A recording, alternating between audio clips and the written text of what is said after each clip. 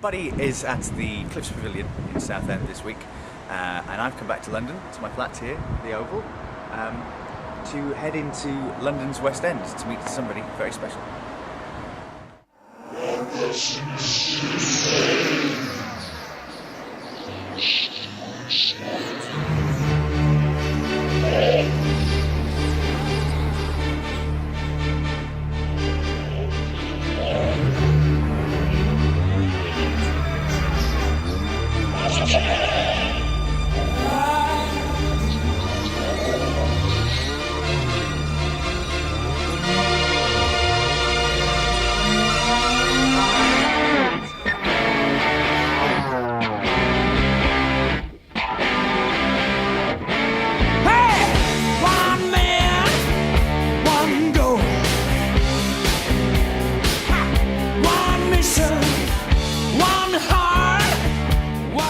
Alex Bourne has been rocking the West End for the last 6.5 years, starring as Khashoggi in the hit musical We Will Rock You. But it didn't start there. Al-CB reads like a wish list for any actor in musical theatre. Playing Billy Flynn in Chicago in the West End, originating the role of Kaniki on the first UK tour of Greece and playing Danny in the West End. He also went back on tour as Frankenfurter in the Rocky Horror Show, before taking over as Dean Martin in the Rat Pack. But fans of Buddy will always remember Al as playing the title role over 2 hugely successful years at the Victoria Palace in London, as well as on tour in the UK, in the United States and in Holland and Australia. Alex as Buddy, Mike Doyle as the Big Bopper and Alex Paez as Richie Valens will always be, to me, the quintessential Buddy dream team. While Buddy was in Southend, Alex invited me over to the Dominion Theatre in the heart of London's West End to talk life, music and, of course, all things Buddy Holly.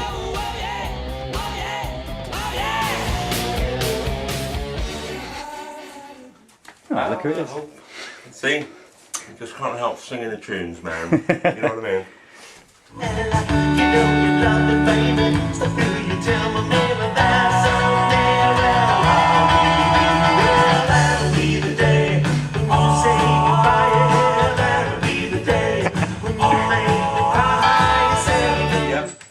Explain how you first got started in Buddy then.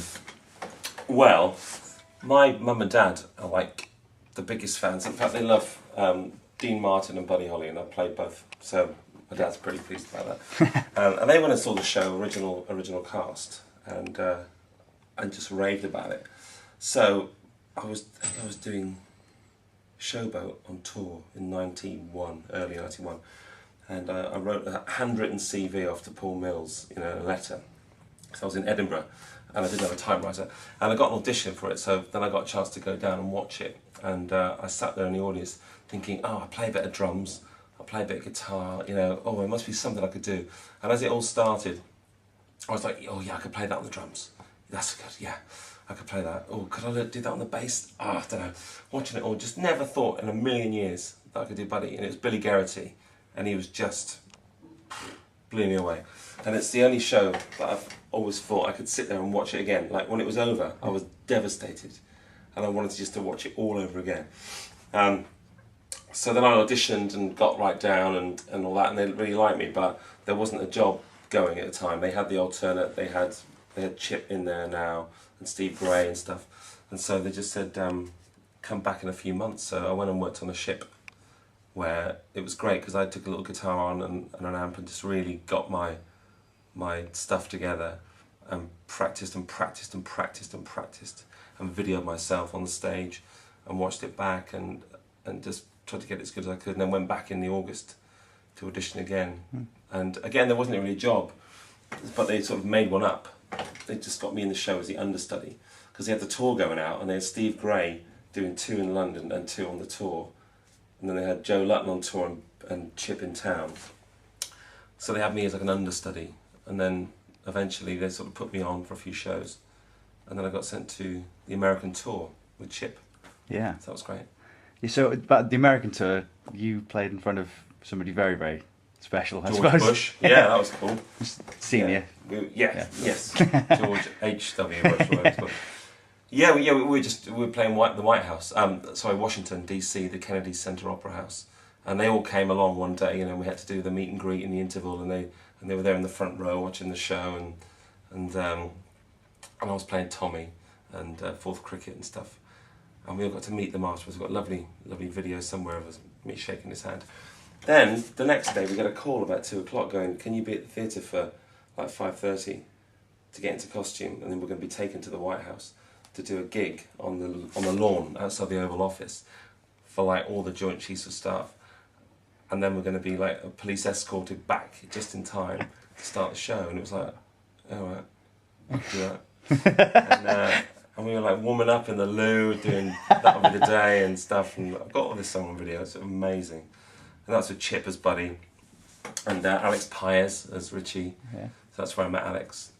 And then I came back to the UK tour for a year, and then when I knew I was going to come to London, I went to New York to see my friends there, and I was at a party with Alex Pyers, and I said, what are you doing, Al? And he said, nothing. I said, ring Paul Elliott, man, this would be great, I'm going into London in September, and they need a Richie. And he called Paul, and he came over and he did about 3 years and met his wife. Really? Yeah, Helen Wassell, who was playing Vi, they met on the show. So what year was the UK tour? The UK tour was 92. Yeah, 92 into 93. Because you did 2 10 years on it, didn't you? Just did 1 year, 92 to 93. September 93, and then I joined London in 93. Yeah. And did 94, 95. Right, and then you closed the VP. That's right, and then you came back to do it at a later date. Was that in yeah, I did. No, in 2000, I think I did a stint in Holland for 6 weeks. That was all. Right. With Grooven Reuven. Have you heard of him? No. What was his name? Reuven Gershon or someone. In fact, Adi Kobe did it. Adi Kobe is in this picture here. He's now sound number 2 on Les Mis. But there he is. I work with Adrian on Buddy Holly and the Cricketers. There you go, Eddie. He's Jerry Allison there. He's now sound number 2 on Les Mis. But he also covered Buddy in town at the Strand for a little while, and he came out to Holland, and we all did that together. And but it was like a 6-week thing, just sort of kick it off and try and remember it all again. Yeah. But that was good because then Australia came out. They said, "Do you want to come to Australia for 10 weeks?" And was that straight after Holland? A year later, they kept asking me to go to Australia, but it was all for too long, really. Yeah. And I was with Joe, and I didn't really want to go and leave her behind. Yeah, of course. And then Joe, for people who don't know, obviously is your wife. Joe Gibb. Joe Gibb. Yeah. Who I had the pleasure of working with on you did, didn't on you? Time's Up. Time's Up, that was good, wasn't it? The show that we don't talk about. Up. Yes.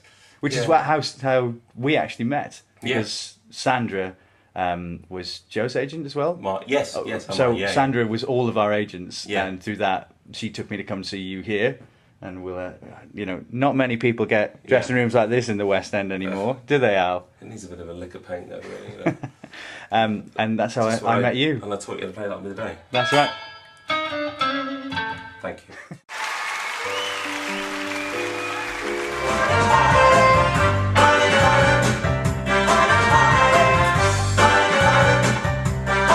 Guess who's singing this?